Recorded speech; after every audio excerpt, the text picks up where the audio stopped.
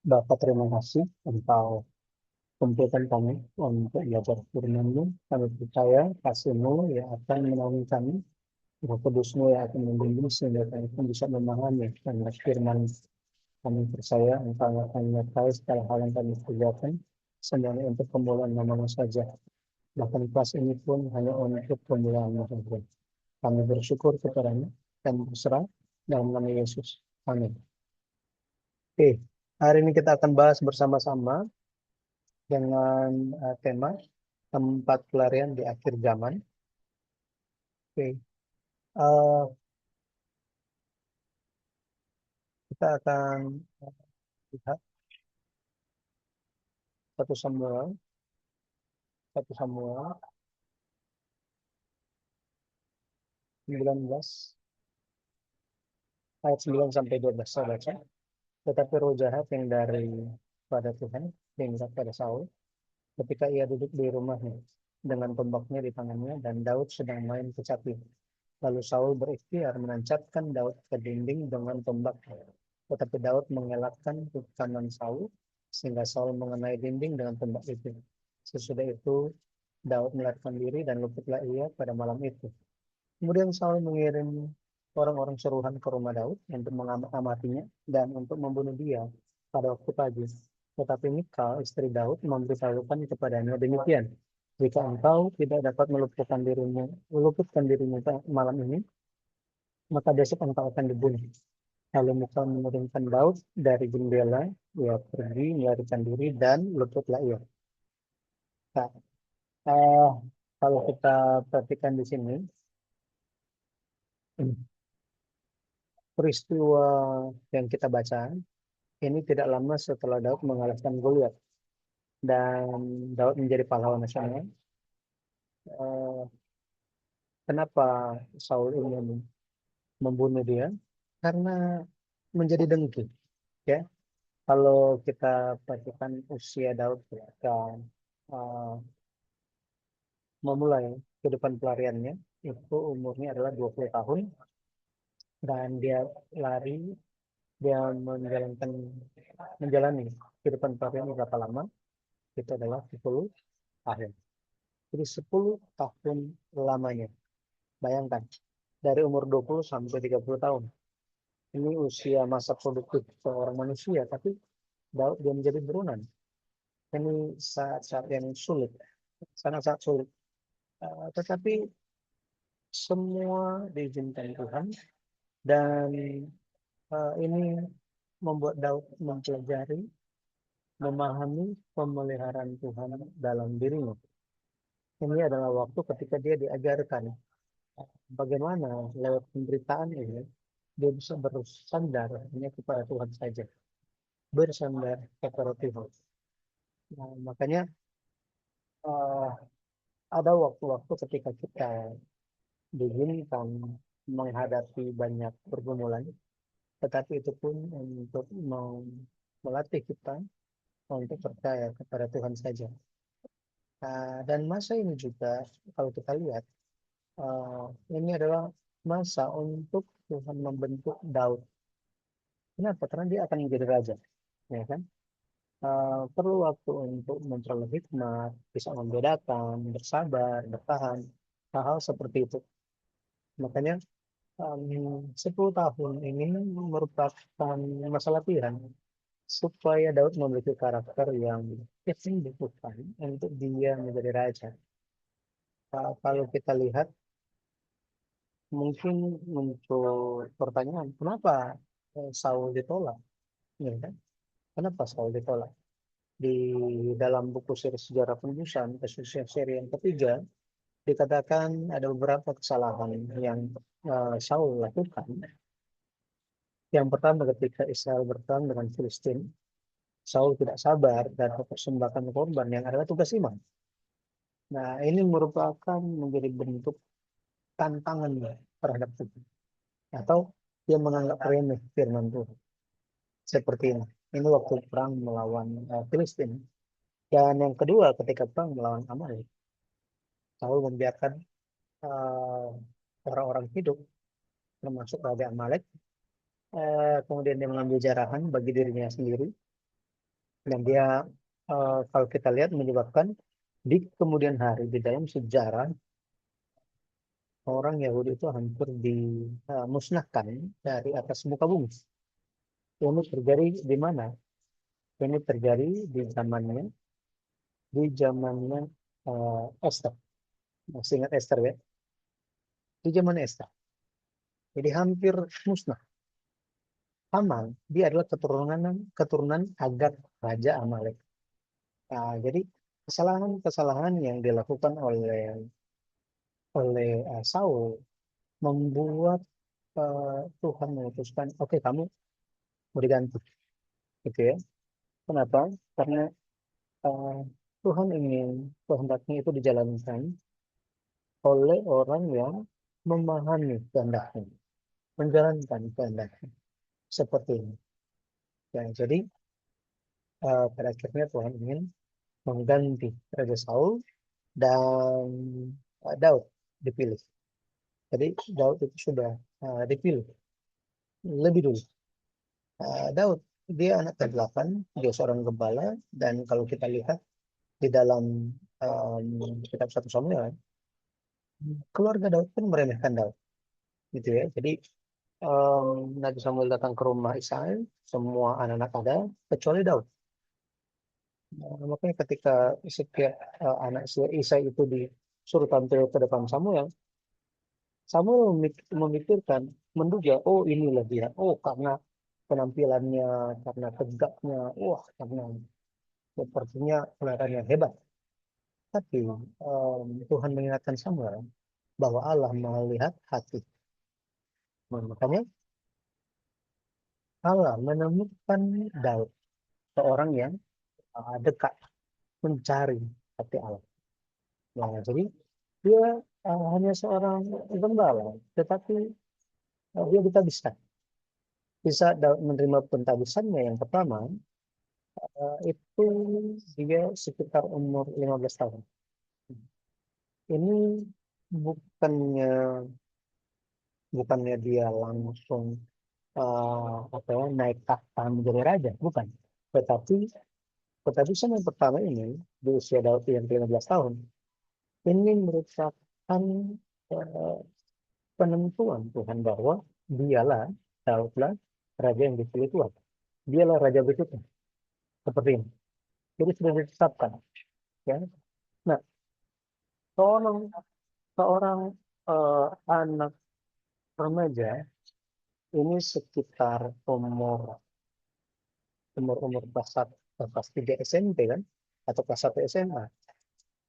Ini adalah saat-saat ketika Daud itu bisa saja dia menjadi sombong. Gitu. Nah, kalau kita lihat beberapa tahun kemudian, ketika Israel perang melawan Filistin, Daud berumur sekitar 17 atau 18 tahun. Jadi belum berumur 20 tahun. Belum berumur 20 tahun. Ya. Karena aturan dari hukum darat adalah harus berusia 20 tahun untuk seseorang bisa berperang. Dan Daud membunuh Goliat itu sebelum berusia 20 tahun. Umurnya sekitar 17 atau 18 tahun. Nah, dari sini kita bisa lihat bagaimana Daud, dia tiba-tiba dari seorang gembala menjadi pahlawan nasional. Hebat ya, sangat-sangat hebat. Dan dia membunuh Goliat ini, em, dia pergi perang kemana-mana. Orang-orang mulai menyanjung dia dan apa perempuan-perempuan menyanyikan pujian. Oh, Saul membunuh beribu-ribu, tetapi Daud membunuh berlaksa-laksa atau puluhan ribu. Nah, masalah yang bisa muncul bagi Daud itu apa? Itu adalah masalah kesombongan. Ya. Dia bisa menjadi sombong. Makanya bagaimana supaya dia terluput dari kesombongan ini? Itu adalah kehidupan pelarian. Kehidupan pelarian selama 10 tahun ini merupakan solusi Allah bagi Daud. Di dalam Alkitab, kalau kita baca di Amsal 16 ayatnya yang ke 18 sampai 19, di situ dikatakan kecoklatan mendahului kehancuran dan tinggi hati mendahului kejatuhan. Lebih baik merendahkan diri dengan orang yang rendah hati daripada membagi rampasan dengan orang yang congkak. Jadi kita bisa lihat untuk Daud bisa menjadi raja yang dikehendaki oleh Allah. Dia tidak boleh ada ego, yang tidak boleh ada kesombongan, harus rendah hati. Maka 10 tahun ini menjadi solusi bagi Daud. Solusi bagi Daud. Ya, jadi kesombongan itu bisa menjadi kekuatan yang menghancurkan. Nah, ini bukan hanya sejarah zaman dulu, sekarang pun sama. Ya, jadi kesombongan adalah hal yang berbahaya, sangat-sangat berbahaya. So, kita harus berjaga-jaga mengenai hal ini. Kita harus ingat bahwa orang sombong tidak sadar dia sombong. Benar kan? Dia tidak sadar. Ya, makanya hal yang berbahaya karena tidak disadari. Tidak disadari. Nah, jadi eh, mari kita lihat pelajaran yang sangat berharga bagi kita lewat 16 tempat pelarian Daud. Ya, 16 tempat pelarian Daud ini tempat pelarian, tetapi di saat yang sama ini juga menjadi tempat perlindungan baginya. Menjadi tempat perlindungan baginya. Kalau kita lihat di kota ini, kita bisa lihat um, uh, ini referensi di buku seri sejarah perusahaan seri yang ketiga yang ditulis oleh Pendeta Abraham Pak. Dan dia dimulai dari ini Pendeta Abraham Pak membagi menjadi 3 bagian. Bagian yang pertama itu yang warna biru. Ini dimulai dari Rama, kemudian ke Gilea, terus sampai ke Mispa. Nah, ini tempat paling jauh. Oke. Dan kalau kita lihat pembagian-pembagian ini, jadi pembagian yang pertama itu dari Rama, Gibea, Nob, Gad. Nah, lebih jelasnya kalau ada buku versi yang ketiga, bisa baca gitu ya. Jadi ada tahap pertama itu rutenya warna biru, rute yang kedua itu warna merah, dan rute yang ketiga itu warna ungu. Warna ungu. Oke. Em, di sini kalau kita lihat selama 10 tahun pelarian Daud, ini mengajarkan bagaimana Daud dalam kehidupan pelariannya, penderitaan, dia belajar bahwa Tuhanlah tempat perlindungannya. Ya, Tuhanlah tempat perlindungannya. Ya. Uh, ini, ya. Jadi, em, kalau kita lihat Mazmur 32 ayat yang ke-7, di situ dikatakan, Engkaulah persembunyian begitu terhadap kesesatan, engkau menjaga aku, engkau melindungi aku, sehingga aku luput dan bersorak. Sila. Nah, di sini, kalau kita lihat arti-arti nama tempat di dalam pelarian Daud, itu menunjukkan tempat perlindungan. Dan itu memiliki tersirat makna Tuhan menjadi tempat perlindungan kita. Jadi seperti perkataan Mazmur 32 ayat 7 tadi. Ya. Jadi tadi kita di bagian awal Pak Luhut sampaikan bahwa 10 tahun ini belajar apa? Dia belajar percaya hanya kepada Tuhan saja. Belajar bahwa hanya Tuhanlah tempat perlindungannya. Hari ini pun kita belajar bahwa ketika kita ada pergumulan, ada permasalahan, Tuhan menjadi sandaran kita, perlindungan kita. Nah, kehidupan pelarian 10 tahun ini dicatat dari 1 Samuel pasal 19 sampai 30. Nah, kan ini banyak sekali. Ya, banyak sekali catatannya. 1 Samuel 19 sampai 30. Tetapi lewat jika kita baca pasal-pasal ini, kita bisa melihat bagaimana Daud itu menjadi orang yang berdoa. Sebelum dia bergerak, sebelum dia berpindah tempat, sebelum dia mengambil keputusan, dia berdoa. Tuhan menjawab dia. Nah, kehidupan orang kudus pun harus sama. Ketika kita katakan kita percaya Tuhan, artinya kita menjalankan kehidupan yang berdoa. Nah, seperti itu. Bahkan kepada hal-hal yang kecil pun kita berdoa. Gitu ya. Satu keunikan Di dalam kehidupan 16 tempat pelarian Daud ini, ada dua tempat yang di di apa, dikunjungi oleh Daud dua kali, sebanyak dua kali. Itu adalah Gad dan Zif. Jadi ada kota Gad, ini kota orang Filistin. Kemudian padang gurun Zif. Padang gurun Zif itu di wilayah Yehuda. Lalu biasanya kalau kita lihat akhir nama Gad, itu adalah tempat pengurasan anggur. Zif, ini melarutkan. Jadi dua tempat ini mengajarkan bahwa proses pelatihan, pendisiplinan yang Daud perlu jalankan selama 10 tahun. Bayangkan, diperas, dilarutkan, sampai nanti udah nggak ada diri sendiri. Ya. Jadi nggak tempat pengurasan anggur. Semua sari dari anggur itu dikeluarkan semuanya. Zif, biasanya dikeluarkan kotoran-kotoran hingga mendapatkan emas atau perak yang murni. Seperti ini. Jadi ketika dia menjalankan kehidupan penderitaan ini, kehidupan perlariannya, dia diuji.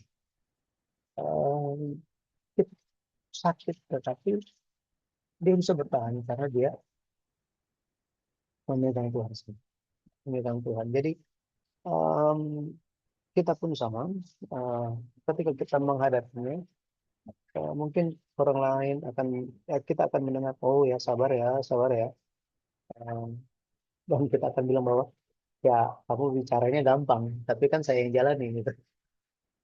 Tetapi sering waktu berlalu, kita akan melihatnya sebagai waktu kasih karunia yang menjadikan kita sebagai orang beriman, orang yang hanya percaya kepada Tuhan saja. Nah, kalau kita lihat di dalam pelarian Daud, tempat yang terakhir itu adalah Ziklag. Ya, Ziklag. Ziklag itu artinya lika-liku. Lika-liku. Maka kita bisa mengerti bagaimana kehidupan Daud. Ya.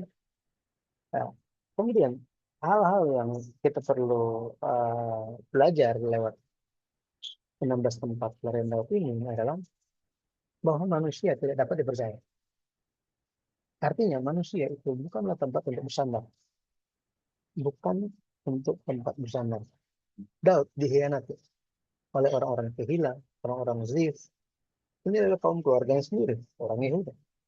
Ya, makanya Daud pergi ke padang gurun, karena padang gurun itu manusia nggak ada, nggak bisa bertahan di mana. Jadi dia pergi ke tempat di mana nggak ada manusia. Ada siapa di sana? Siapa di padang gurun? Nggak ada siapa-siapa. Itu sebabnya dia pergi ke padang gurun ketika tidak ada siapa-siapa. Dia bisa bertemu dengan Tuhan. Nah, maka kita bisa lihat bagaimana Daud dia menjalankan kehidupan yang demikian. Dan dia bisa bersandar kepada Allah saja. 1 Samuel 23 ayat 12. Setelah debat tuh orang-orang Kehila, dia tanya kepada Tuhan, ini orang Kehila akan serahkan aku nggak? Ya, mereka akan serahkan kamu. Wah, Tuhan tunjukkan bahwa apa? Bahwa tidak ada tempat untuk dia bersandar. Yang ini kepada Tuhan saja. Tidak ada tempat yang lain. Makanya em, dia mengambil keputusan untuk hal ini. Allah melatih Daud. Di akhir zaman pun sama. Di akhir zaman, eh, kita akan kita perlu bagi kita orang kudus di akhir zaman, Allah telah mempersiapkan padang gurun untuk kita dilatih, untuk kita dipelihara. Wahyu 12 ayat 14 di situ dikatakan bahwa kekar perempuan itu diberikan kedua sayap dari burung hajar yang besar, atau ia terbang ke tempatnya di padang gurun, di mana ia dipelihara jauh dari tempat ular itu selama 1 masa dan 2 masa dan setengah masa. Nah, perempuan di sini bicara mengenai gereja yang sejati atau orang yang percaya di akhir zaman. Nah, dua sayap diberikan kepada perempuan itu supaya dia dapat pergi ke padang gurun, ke tempatnya, untuk dia dipelihara. Kayak 1 masa, 2 masa, dan setengah masa. Nah, ular naga itu akan menyerang gereja yang sejati. Akan menyerang orang kudus di akhir zaman. Dan Allah akan lakukan apa? Allah akan berikan kepada mereka sayap Raja Wali. 10 tahun oleh Daud ini merupakan suatu masa ketika ketika Daud dilatih, Allah berikan dia dua sayap burung raja wali. Supaya apa? Ketika dia menjadi raja, suatu hari kelak ketika dia menjadi raja, dia tahu dalam permasalahan dia bisa mendekat kepada Allah. Seperti yang jadi dalam dalam 10 tahun pelarian Daud, kita bisa lihat ketika dia selesai dilatih oleh Tuhan, ya, um, dia banyak orang-orang yang berkumpul kepadanya. Um, Orang-orang yang menjadikan dia pemimpin, menjadikan dia pemimpin. Ada 400 orang kalau kita lihat. Siapa mereka? Di gua dulu lah, orang-orang yang berkumpul itu ada orang yang dalam kesukaran, dikejar hutang, orang yang sakit hati. Jadi Daud dilatih untuk dia bisa memahami. Jadi pada akhirnya dia bisa memahami rakyatnya. Orang-orang akan ketika semuanya lancar, berlimpah-limpah, semua orang mau mendekat. Tetapi ketika keadaan yang tidak baik, apakah ada yang bisa memahami? Ya, kan? Di sini Daud belajar. Daud belajar. Lewat dia bertemu dengan orang-orang yang sakit hati, orang-orang yang berkekurangan, orang-orang yang dalam kesulitan. Daud memahami mereka. Dan Daud dia menjalani kehidupan yang sulit. Iya kan? Makanya dikatakan di dalam kitab Ibrani bahkan Yesus datang. Kenapa? Dia bukannya imam besar yang tidak merasakan, tetapi dia turut merasakan penderitaan saudara-saudaranya. Iya kan? Makanya dia layak disebut sebagai imam. Allah yang berarti imam untuk selama-lamanya. Jadi ini merupakan suatu pelatihan yang luar biasa. Hari ini mungkin ketika kita menghadapi banyak kesulitan, banyak kesusahan, kita menemukan hikmat dari Tuhan, sehingga ketika kita berhadapan dengan orang lain yang dalam kesulitan, kita pun bisa memberikan nasihat yang tepat. Iya kan? Nah, ya, orang-orang kan mungkin ada yang pernah bilang gitu ya, oh kamu nggak mengerti, kamu nggak tahu apa-apa, kamu kan nggak teralami yang aku alami. Nah, tapi dengan mengalami hal-hal yang demikian kita bisa bicara bahwa saya sudah mengalami, saya sudah mengalami bagaimana Tuhan bersama-sama dan saya. Seperti itu. Ya. Jadi di 2 Korintus 1 ayat 3 sampai 4 dikatakan bahwa Tuhan Allah kita dialah sumber segala penghiburan. Dia menghibur ketika dalam penderitaan. Sehingga apa? Ketika kita menerima penghiburan dari Tuhan, kita bisa menghibur orang yang lain juga. Ya kan? Bukan dengan hiburan yang lain, tetapi dengan penghiburan yang kita terima dari Tuhan. Jadi Tuhan memberikan kita penghiburan supaya kita bisa menyemangati orang yang lain. Nah, yang terakhir, kita akan lihat mengenai makna penebusan dari kehidupan pelarian Daud. Terakhir ya, pelarian Daud itu masalah Tuhan, supaya Daud menjadi raja yang benar, di mata Tuhan, dan dia bisa takut akan Tuhan. Tapi yang pertama, ini menggambarkan tentang apa yang akan dialami di kemudian hari. Matius 8 ayat 20 itu dikatakan serigala mempunyai liang dan burung mempunyai sarang, tetapi anak manusia tidak mempunyai tempat untuk meletakkan kepalanya. Bayangkan, Yesus memiliki kehendak Bapa yang harus dibenar. Ketika dia sampaikan banyak firman, bahkan murid-muridnya pun tidak memahami lagi. Justru ada yang malahan ada yang mengkhianatinya. Ya, ya, seperti ini. Eh, Makanya kalau kita lihat hmm, Daud, ya Daud, dia ada kesempatan untuk eh, keluar dari penderitaan. Ada kesempatan sampai bahkan sampai 2 kali dia untuk membunuh Saul. Tetapi dia menantikan waktu itu. Dia berserah kepada kedaulatan Allah. Ketika kita ingat Adam dia jatuh. Dia jatuh karena dia ingin menjadi seperti Allah. Dia tidak apa, dia tidak memahami pandangan. Makanya dia jatuh. Yesus di lain pihak, kalau kita lihat, kita katakan bahwa dia datang untuk kita semua memiliki pemikiran. Pikiran. Filipi 2 ayat 5 sampai 7. Hendaklah kamu dalam hidup ini bersama menaruh pikiran dan perasaan ini juga yang terdapat juga dalam Kristus Yesus. Jadi kita perlu memiliki pikiran yang sama dengan Tuhan. Tuhan, dia datang, mengosongkan diri sendiri, mengambil rupa seorang hamba, menjadi sama seperti manusia. Jadi Yesus tidak ingin menggenggam dan mempertahankan untuk kepentingannya, tetapi untuk kepentingan kehendak Bapa. Maka di Ibrani 5 ayat yang kedua akan dikatakan bahwa dia telah belajar. Dia telah belajar dari apa yang telah dia derita. Makanya dikatakan bahwa apa? Bagi kita perlu merendahkan diri kita.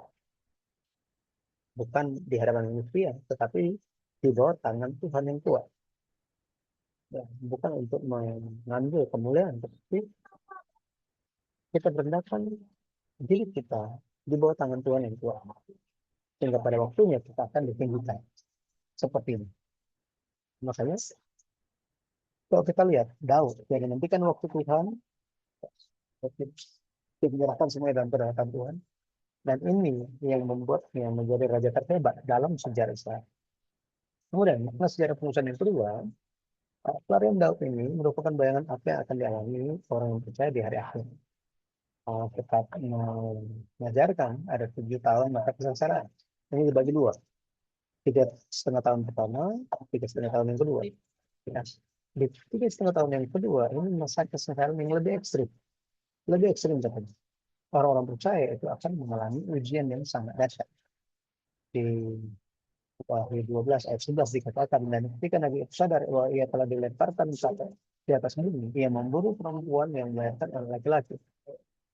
Ayat yang ke-17 dikatakan, maka marahlah naga itu kepada perempuan itu, lalu pergi memerangi keturunannya yang lain, yang menuruti hukum-hukum Allah dan memenuhi kesaksian Yesus.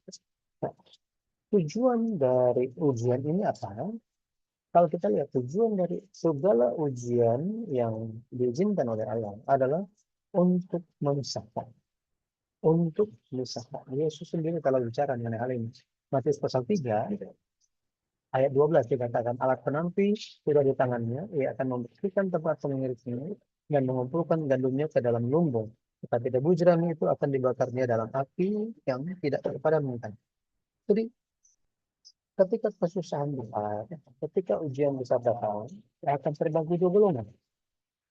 Apakah orang akan percaya sampai akhir dan bertahan sampai akhir seperti Daud, menanti waktu Allah, bersandar kepada Allah sebagai tempat perlindungan? Apakah mereka akan menjaga iman tetap hidup atau tidak percaya? Ya. Jadi ketika ujian terjadi, akan dipisahkan mana gandum, mana lalang. Seperti ini. Makanya kita harus seperti Daud. Dia percaya bahwa Allah menyediakan tempat aman untuk berlindung. Ayub 23 dikatakan, Ayub 23 ayat 10, karena ia tahu jalan hidupku, seandainya ia menguji aku akan timbul seperti emas. Ya kan?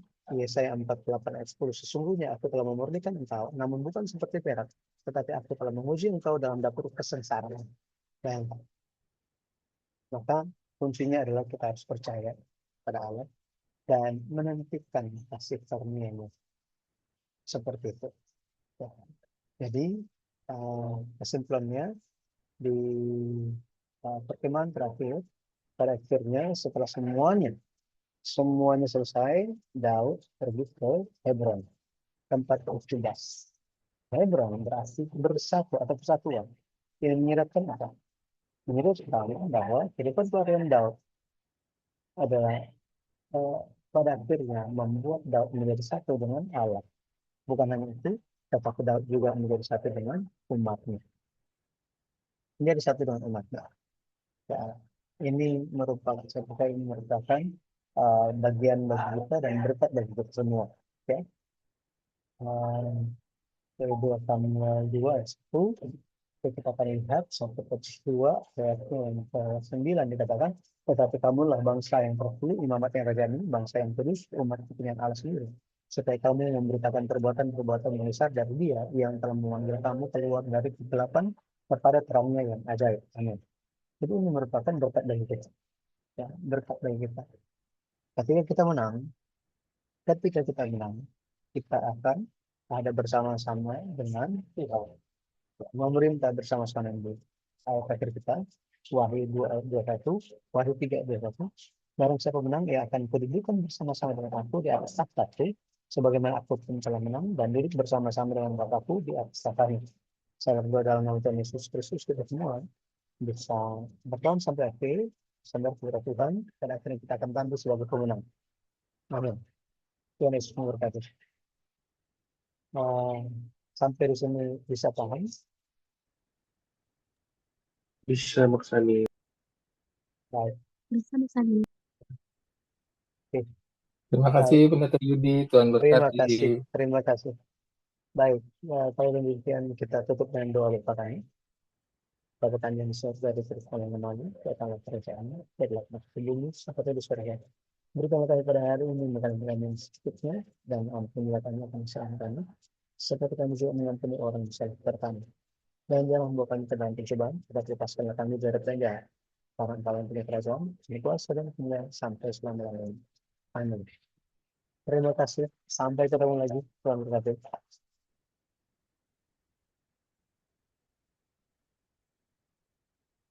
Terima kasih, Mas Adi.